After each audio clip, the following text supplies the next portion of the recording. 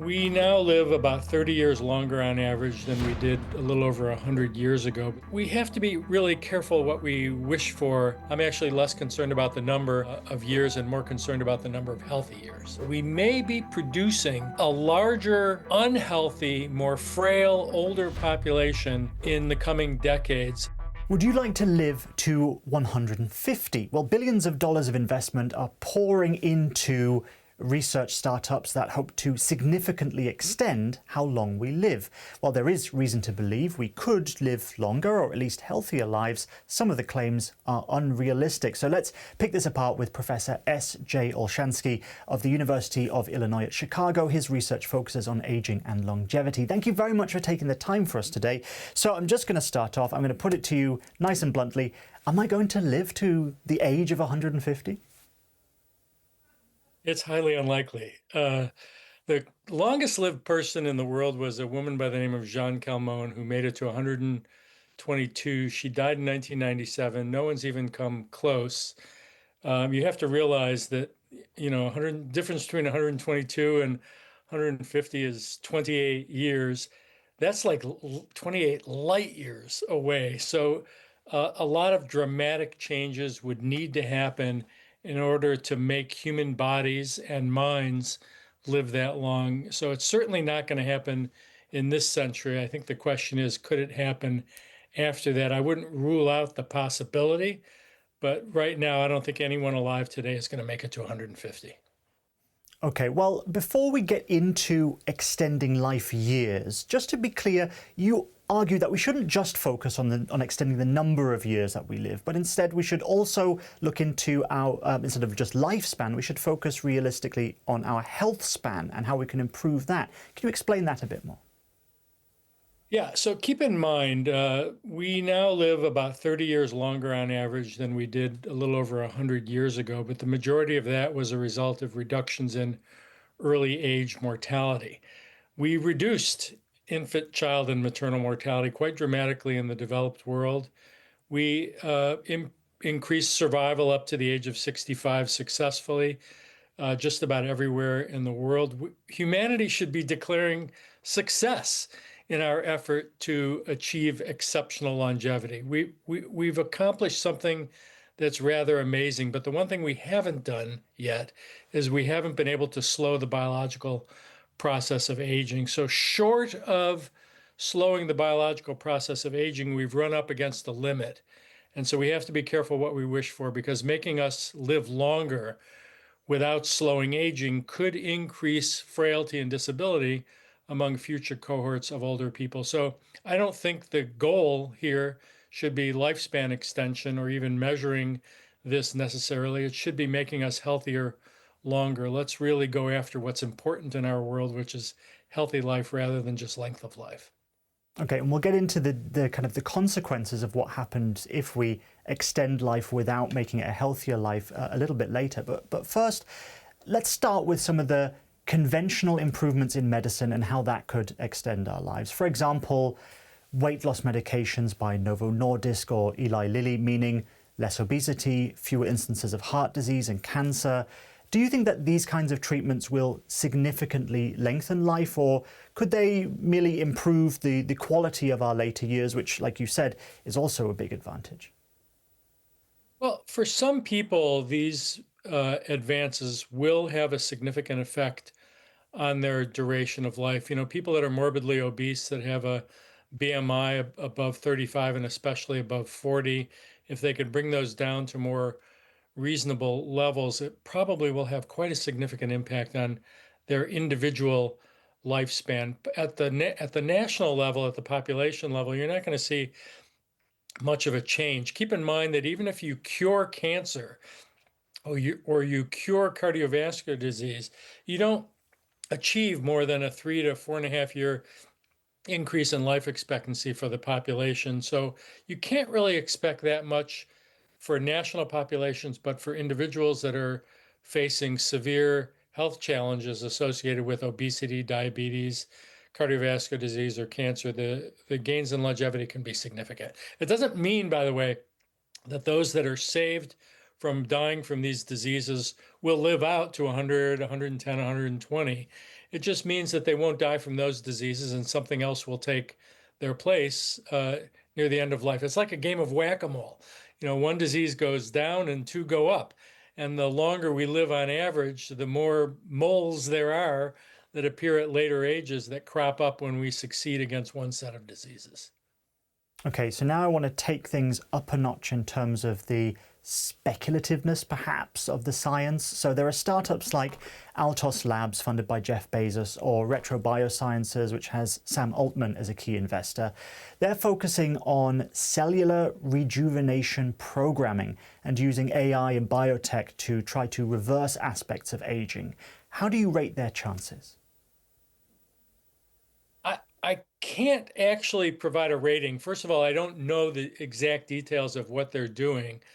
Let me just start out by saying I love the fact that there's a huge investment going on in the world of aging science, and they have all recognized, all of these companies and research scientists have now accepted and recognized the fact that aging as we've known it historically isn't inevitable. It is inherently modifiable. And they're choosing one particular set of pathways to modify this process of aging. And I hope they're right. I hope they're successful. The problem is that I see is when declarations are made that we will live X number of years longer, or we will extend healthy life by X number of years. Those numbers are largely unjustified. You can't really prove how much longer we would live until trials are done. And if somebody claims we're going to live to 150, well, we wouldn't know the answer until somebody actually lived to 150. So that would be at least, 50 to 70 years away. So I'm skeptical of claims that are made early on, but that doesn't mean that the good work that's going on in aging science won't be successful. I anticipate it eventually will. They're going after the Holy Grail. They're trying to modulate or slow the biological process of aging. I'm as optimistic as they are that someone is going to succeed. I don't know who it is, and I don't know if any of these companies are going to be the ones that do so. But when it does happen, it will have a profound influence on humanity going forward. It will change all of our notions about aging and longevity going forward. Yeah, and we've seen so-called moonshot projects work in tech sometimes. They're very risky, but when they work, then they're transformative. But sometimes there's a very blurred line between moonshot and just wacky science fiction. So, for example, the Alcor Life Extension Foundation, which cryogenically freezes dead people, or even one called Nectome, which is aimed at preserving brains with the idea of future mind uploading. Should we just dismiss these companies as entirely without credibility, or what do you think? Should I hand them my millions? Well, those are two different questions. I certainly wouldn't hand them your millions. Interestingly enough, I was at a conference with the person who developed the whole concept of freezing bodies and brains. And I remember asking him the question, have you ever actually frozen anyone and brought them back to life? And he said, no. And I said, well, why would anyone invest anything in this if you've never actually accomplished what you say you're going to accomplish? And so it's all based on speculation. So I would rely on good science and not on speculation. Keep in mind, I've been studying this area of anti-aging quackery for decades now, for over 4 decades, and people have been selling this concept of exceptional longevity for thousands of years. I call it the second oldest profession. People are willing to spend just about any money that they have to try to forestall death. People have promised kings that they could transmute lead into gold as a way to extend longevity by ingesting the minute quantities of gold in the cups when they drink their wine. So this whole idea that we can somehow achieve some sort of radical increase is not proven. There's very little even scientific evidence to suggest that any sort of radical life extension is plausible. Really, the question we should be asking when any of these ideas come up is what proof do you have that it actually works? And in both of those instances, it's speculative. Should we be should you be parting with $1 million on a speculation that you might be able to upload your brain at some time in the future? There's plenty of movies, I think, that are devoted to this particular topic, but I wouldn't spend a penny on any of them. I don't want to be a brain in a cloud anyway, to be honest. But okay, let's imagine that, putting the science fiction stuff aside, that we do end up living longer through progress in medicine especially. How would that impact society, the economy? For example, do you foresee that we'll have to retire later? Well, so that's the right question. And I think when we develop a gerotherapeutic, something that modulates aging, it will change the nature of aging and longevity and everything associated with it going forward. Keep in mind, if we don't succeed in this effort to modulate aging in some way, we may be producing a larger, unhealthy, more frail, older population in the coming decades as a result of success in reductions in the risk of cardiovascular disease and cancer, because the survivors are exposed to the remaining causes of death and the underlying biological process of aging marches on unaltered. So we have to be really careful what we wish for. Life extension without health extension could very well be harmful. So I think going forward, if we succeed in slowing aging, we produce a lot more healthy older people. Healthcare costs go down. People will probably decide to remain in the labor force longer. They will have to fund a longer time period of retirement, or people may decide to delay retirement and work longer because biologically they could be younger.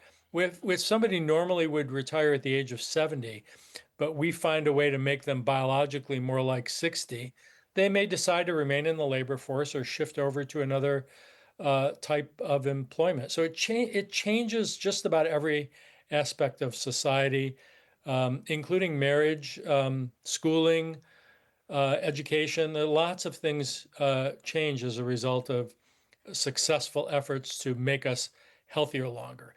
Any sort of radical life extension, I don't really know exactly what that would do to us. If everyone lived to 150, I'm pretty sure it would create some serious challenges for many of our age entitlement programs. But as long as those years are healthy, I'm actually less concerned about the number of years and more concerned about the number of healthy years. Okay, and let's drill into a bit more of that economic aspect. So you have argued that wealth inequality could translate into longevity inequality. So do you think that advances in longevity medicine risk widening that gap further, so that rich people buying more healthy years while poorer groups could fall further behind? Yes, of course. There is nothing in our world that is equitably distributed today. Not clean water, not clean air, not good food, access to medical care. None of it is equitably distributed. It's why you see huge disparities in longevity and health among subgroups of the population, including, parts of the world where people live across the street from each other. On one side of the street, life expectancy could be 80, and on the other side of the street, literally yards away, the life expectancy could be 60.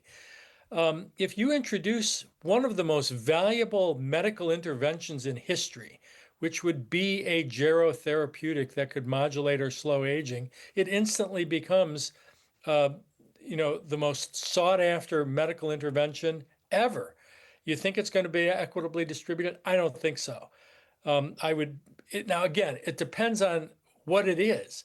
If it's something simple and inexpensive, let's say it was a pill like metformin, for example, or these GLP-1s that, could be less expensive, at least the newer versions, maybe it will find its way to a larger segment of the population more quickly. It doesn't mean we shouldn't be pursuing them.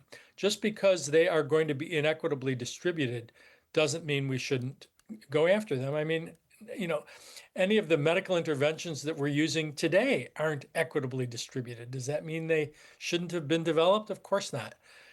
We do our best to distribute them as best as we can to the population, even those that can't afford it. But it doesn't mean that the research and work should stop. Now, longevity's actually been in the news a little bit recently, so I want to touch on a couple of those stories with you. So at a recent meeting, Russia's Putin and China's Xi were heard talking about living longer by means of organ transplants. So do you think they could just, especially them with all of their money and resources, they could just replace worn out body parts of their bodies and just rule for many more years to come? No, let me be unambiguous.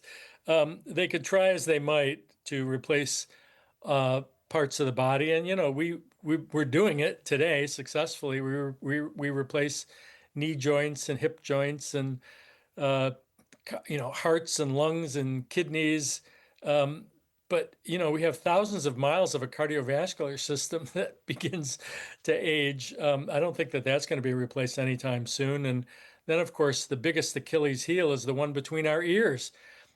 We cannot, as yet, replace the human brain. And it represents one of the most difficult challenges going forward in public health and aging science is what happens if you make the body last longer, but you can't make the mind last as long as the body. That would be a disaster. Whenever you have a mismatch between mind and body out at older ages, there are problems. And that's really the direction that we've been headed in recent decades. So they could speculate all they want about living to 150. I don't know who they're listening to, who's telling them that 150 is possible, but it sounds suspiciously like, the first chapter of my book, The Quest for Immortality, is devoted to claims just like this that were made hundreds, if not thousands of years ago to kings who, wanted to hear that they could dramatically extend their life. This sounds suspiciously similar to that. And of course, all those folks are all dead, including the people making the claim that they were going to make them live to 100 or 150 or become immortal. There's a chapter in a book that I wrote several years ago entitled "Why Do Anti-Aging Doctors Die?" And I took a look historically at the ages at which the anti-aging doctors have died throughout history, and it's pretty much at the same ages as everyone else from the same causes. So yeah, I would be careful what you're listening to. I certainly would put my hand around my wallet, especially when somebody's making those kinds of claims. But Putin and Xi aren't going to live to 150, and they can't replace all of their organs. I don't know who they're listening to, but maybe they should stop listening to those folks that are making those claims. Yeah, you'd think with their wealth that they could afford better advice. I mean, snake oil is the most profitable industry, it seems. But I want to touch on one more news story. So Japan's health ministry has just come out with figures showing almost 100,000 100-year-olds in the country. Is there something that longevity researchers such as yourself can learn from places like Japan, which have many more people who live into older age? Well, so let me tell you an interesting story here. So Okinawa, in one of the prefectures in Japan, is an outlier in terms of longevity relative to the rest of Japan. But there are other places on Earth, they're called blue zones, that have documented exceptional longevity. And these are populations that are not wealthy. They don't have access to the same types of health care as everyone else. And yet we see and we witness exceptional longevity among these subgroups of the population. Now, can we all live as long as they do simply by adopting their lifestyle? Probably not. But can we extend our healthy life as a result of adopting lifestyles that are similar to those of populations where people live exceptionally long?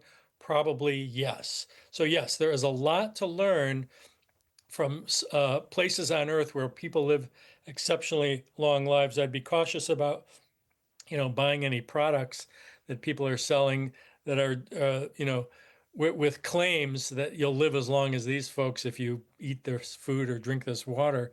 But it doesn't mean that there isn't a lot to learn. Keep in mind, these places on Earth, these so-called blue zones, arose they began like in 1999, somewhere. I think one was declared in 2001, 2007, 2008. These are all places on Earth where there is not exceptional wealth. and they're beginning to disappear. And so I think the folks that are studying these long-lived people were lucky to be in the right place at the right time to witness this, because it tells us a story about what is possible with regard to human longevity, even in the absence of medicine the way we experience it in exceptionally long-lived, wealthier countries. It tells us an important story. So yes, there is something to be learned. We would all benefit, of course, by adopting healthier lifestyles, which you often see, and healthier diets, which you often see in these parts of the world. I'd be cautious about claims of exceptional longevity, but certainly healthy life, I think, is something we can learn a lot from these subgroups of the population. Now, you've been very generous with your time, but I've got just two more questions to look towards the future. So, should governments prepare now for the effects of people living longer, healthier lives? And if so, how? Yeah, that's a good question. So I think the answer is a definitive yes. We definitely should be preparing for life extension. It has been happening. It's been slowing down. I mean, that was the nature of the research that my colleagues and I published last year in Nature, demonstrating that the rise has slowed down, but it's still going up. We are living longer and longer lives. We need to be finding ways to utilize this wonderful natural resource that we have of hopefully healthy older individuals in the population. They're an extraordinarily valuable resource, and the last thing we should be doing is pushing older people out. We should be much more inclusive and finding, encouraging them to remain in the labor force longer, encouraging them to continue to work longer, to contribute in other ways to society that they always have. But yes, we most definitely should be planning for this now. And the planning should involve finding ways to facilitate this wonderful natural resource of older individuals and facilitating healthy old age. It's good for everyone. It's good for individuals. It's good for societies. It's good for the entitlement programs associated with them. The alternative is not very desirable, which is an extension of unhealthy life, and that's something we need to be concerned about as well. Okay, and finally, I started off by talking about the billions flowing into longevity research. So let's end on that as well. Where should money be flowing today in order to have the maximum benefit? So, look, there are two things that clearly I think should be done simultaneously. And I'm not going to give you any order because I don't know which order is the right order. But clearly, there are huge disparities that exist in the world today in terms of longevity. So raising all longevity boats up to, I think, what is maximally achievable for the species should certainly be one thing that we should be zeroing in on. Bill Gates, I think, zeroes in on this quite effectively in going after communicable diseases. But keep in mind, when you succeed in lowering the risk of death from communicable diseases, these folks live long and they live into older ages and they become exposed to the biological process of aging. So that's the second part of the investment. I think this investment in aging science, this effort to slow biological aging, is the next major public health frontier in this century. I like the idea, of course, of continuing to combat heart disease and cancer and the diseases associated with our older bodies, and Alzheimer's disease in particular, various forms of dementia. But going after aging itself is transformative. Keep in mind, if you slow biological aging, even by just a small amount, you achieve the equivalent of a cure for cancer or a cure for heart disease. And you get the bonus of added years of healthy life along with it. So both of those areas, I think, should be pursued simultaneously. I don't think there's going to be a whole lot of overlap between those that pursue one and those that pursue the other, but I certainly see them both as benefiting society in different ways, and both are needed. Okay, so we probably won't live to 150, but there's plenty to be optimistic about if we avoid the snake oil. Professor S.J. Olshansky, thank you very much for your time with us today. Thanks for having me.